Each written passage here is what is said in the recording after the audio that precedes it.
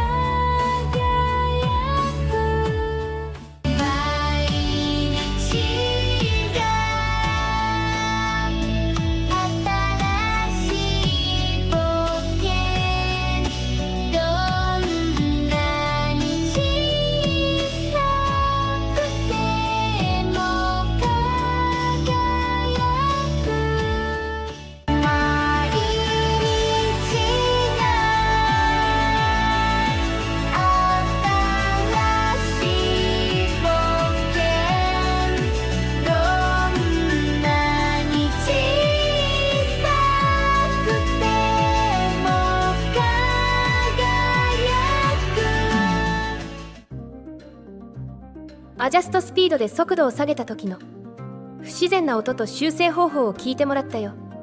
そもそもあまり不自然な感じがしなかった。そんな人もいるかもしれないね。気にならないレベルの変化であれば、修正をしなくても問題ないと思うよ。修正をする場合の第一候補はリマスター。手軽に使えて曲調も変わらない。でもあまり修正力が高くないのが欠点。逆効果になってしまう場合もあるね。引き伸ばされた不自然な音が自然な音に置き換わればいいんだけど、より不自然な音になる場合もある。これはリマスターではよくある話だね。もう一つの方法がリプレイスセクション。曲を作り直せば当然音質の劣化もなくなる。ただ曲調はある程度変わってしまうし、何よりめちゃくちゃ面倒だよね。曲の全パートを一個ずつ直していく、その作業はちょっと私はやりたくないな。第3の方法としてエクステンドもある。イントロが終わったところからエクステンドするんだ。イントロの曲調とテンポを引き継いで、それ以降の部分を一発で生成できるから、手軽だし音質の劣化も消せる。ある意味では一番理想的な方法かな。欠点はもちろん言うまでもないけど、元の曲とは全然違う曲になってしまうこと。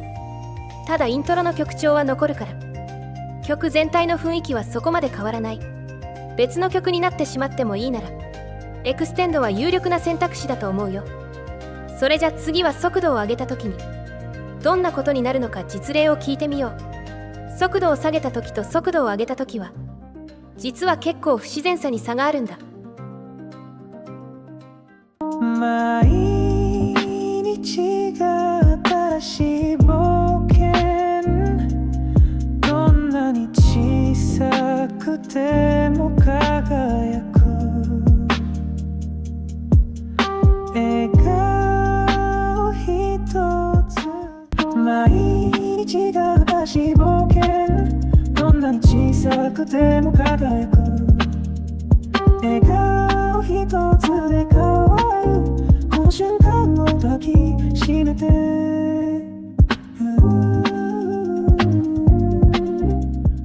毎日が新しい冒険、どんなに小さくても輝く。笑顔一つで変わる、この瞬間を抱きしめて。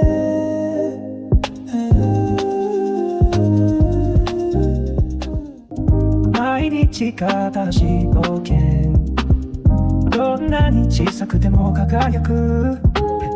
笑顔一つ変わる、この瞬間を抱きしめて。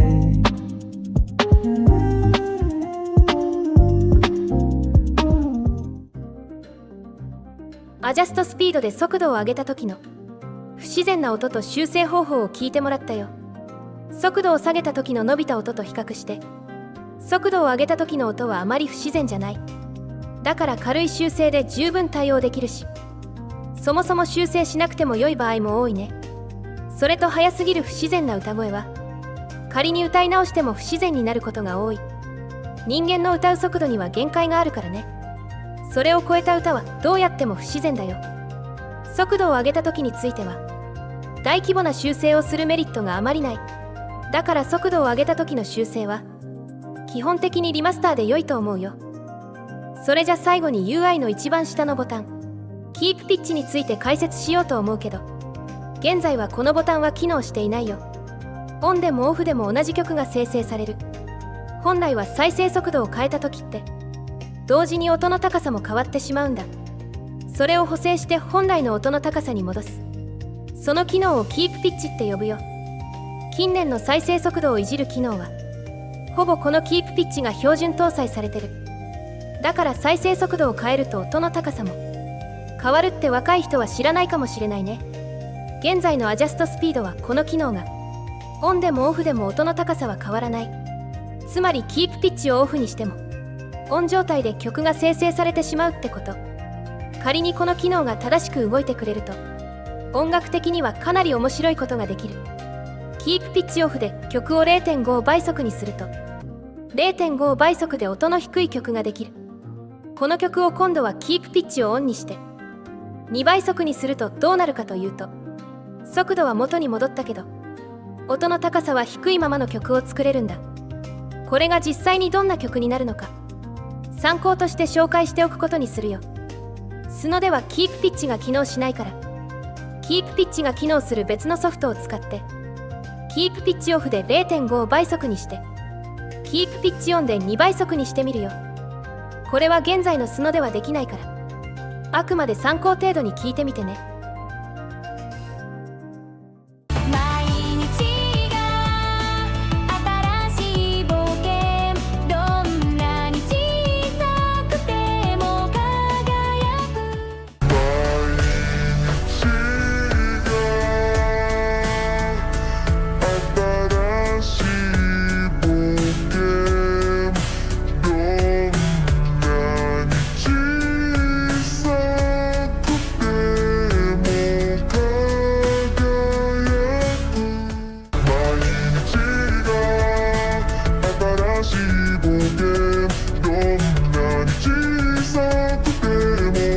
一つで